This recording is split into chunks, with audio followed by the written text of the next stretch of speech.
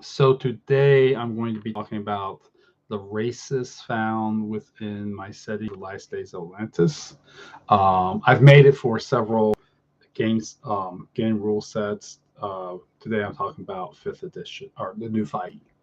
Um, Again, I am sorry I do not have the technology. I don't have the know-how of how to post things up on. So I will be describing to you um, as I go along, as I read along. So the first one is Blooded.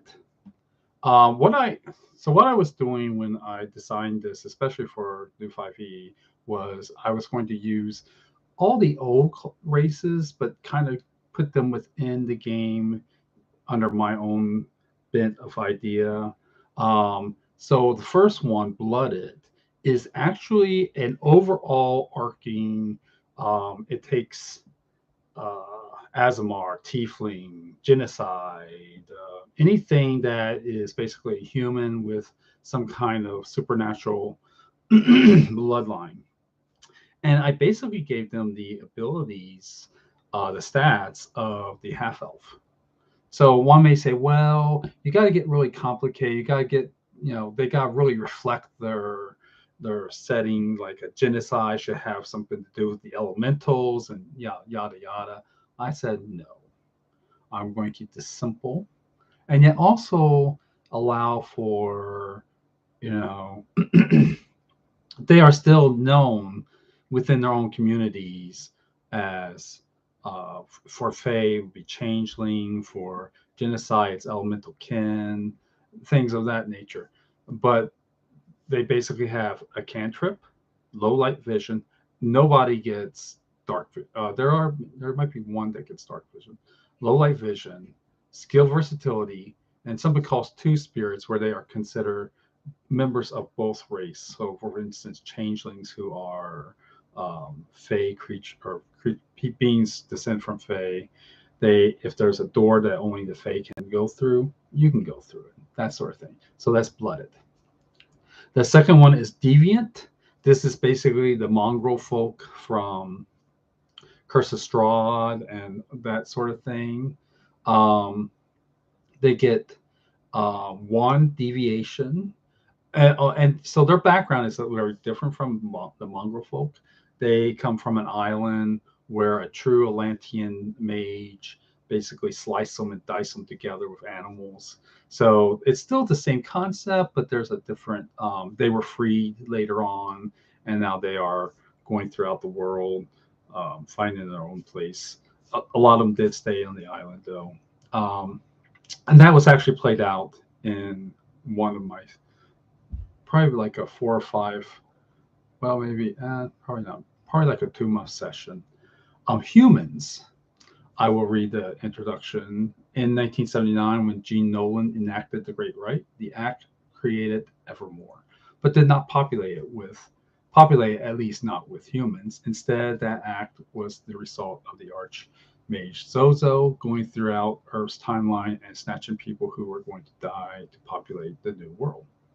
Each time he did so, he made sure not to change the timeline, and the abductees' memories were erased, giving them an all new start in the world of Evermore. The race of humanity in the world of Evermore are distant descendants of those humans. Humans are found throughout Evermore and are the most adaptable of the races. To the vast majority of those living in Evermore, humanity's origins are unknown, even among the gods themselves. So humans get ability score increase. Um, two dots, 2 points in any ability score you want, and one in all the others. Cannot go above 20. Boon. In the new 5e, you get what's called a boon. I believe it's every 5 levels. And it can be all kinds of things. You can gain proficiencies, you can gain hit points. It's that sort of thing. Human luck. When you roll a 1 on the d20 for an attack roll, ability check, or saving throw, you can re-roll the die, but must use the new roll. And languages, one language of the player's choice. Of course, everybody gains common trade is one of the, so there are languages that people know automatically, and then that's additional. Mannequins. This is of course an adaptation of the Warforged. Um, so with all the war stuff taken out, so mannequins can be anything from the Scarecrow to the Wizard of Oz to a robot to Tin Man to anything, a doll, that sort of thing. And if you know the Warforged, they have very similar things. Metamorph is, of course, the changeling of D&D, Eberron especially. But this one I kind of took from Space 1999. The very name of it is Metamorph. Metamorphs are the distant. They are a race that was created when the true Atlanteans enslaved the people of Atlantis, and they intermingle with them. They created offshoots that then eventually became a true race. They are very much like the changelings of Evermore. In fact, I think the only thing I did add was that they are telepathic. All right. The She, there are elves in this game, but they're common elves. They're commoner elves. The She are an ageless, eternal race of Fae who are born from cosmic events. Being the Fae embodiment of nobility, she have aloof dispositions. There is an air of sadness that seems to hang about them. They appear as tall, slender, perfectly formed humans with full body hair of offset colors and intense blue, purple, or gray eyes with very large pupils. Their ears are long, pointed, and taper at the end. The oldest of She were created at the dawn of time when Elfland itself came about. They are occasionally created when strange cosmic worldly events happen. There are no She children, and two She cannot procreate, though they can procreate with humans, resulting in changelings. They are fully formed at creation, though they do go through a time of mental development. They have timeless body. Basically, they don't age, and they have noble bearings.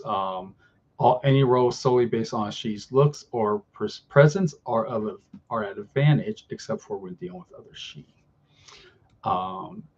Trickster, I got this idea. I mean, I'll be honest, I just lifted up from it. There was a TV show called Trickster, which I thought was really amazing, and of course now it's canceled. Basically, they get animal form and a human form. The animal form is their true form. So when they go to sleep, when they are knocked unconscious, when they are, when they die, they turn into the animal form. The human form is the trick. They are able to turn into humans, and they are able to use all their class and path powers or features in their human form. And also in their animal form, they are not able to talk. They are very much like the animals that they are. What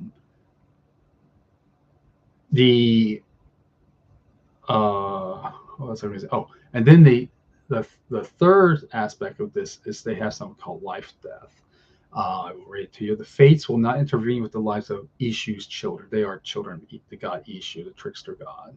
Magic that brings one back to life does not work on tricksters, but tricksters can cheat life, death itself.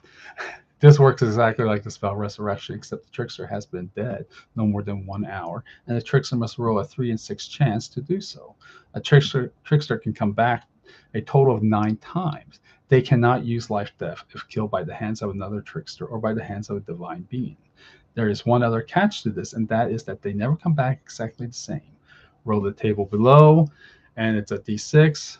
1, the trickster comes back as a first level character. If already first level, roll again. The trickster comes back as the opposite sex, or having both sexes or no sex traits at all, roll randomly. The trickster comes back as another alignment, roll randomly. The trickster comes back as with some form of insanity. The trickster comes back as a different type of animal. The trickster loses 3, not 1 use of this ability. And of course, the animal forms are typical trickster forms: raven, coyote, hare, that sort of thing. So those are the race. Now, I've always allowed for all the typical races to be in fact, probably in any race you want to. I just want these to be a lot of these are very specific to the setting. Things like elves, dwarves, gnomes, anything traditional is considered a fey race that pretty much do not that they're very uncommon outside of Elfland. Um, and then all the others you could probably use, but I feel like tricks, like for instance, all the animal. I I personally I do not like all the animal stuff. That's why I have the trickster. Um, I don't know what else to say. These are basically the races, and there are some very big differences. They don't all. And it's funny that now the new Dungeons and Dragons is going to do away with ability score increases. I had already done that, but I definitely wanted to keep it for the humans because that's a very special thing for being human, right? Um, Humans are, of course, the norm, and in fact, I think that's kind of like why I pick these specific things. These are almost all human centric, right? So a blooded, you're basically a human that has some kind of supernatural bloodline. A deviant, you at least some parts of you were human, you know. Um, though there are also a whole bunch of types of animals. Mannequins are almost a lot of times created by humans. Metamorphs were part human, part true Atlantean, so you do have a human side to you. The She are very much the exception to this. I mean, they have very little to do with humans. Same thing with the Tricksters. So these are kind of like the outside races, right? Um, so anyway, that is just a little, what the races are. If you have questions, please feel free to ask them. Put them down below. I do check up on this mostly, and I will answer them later.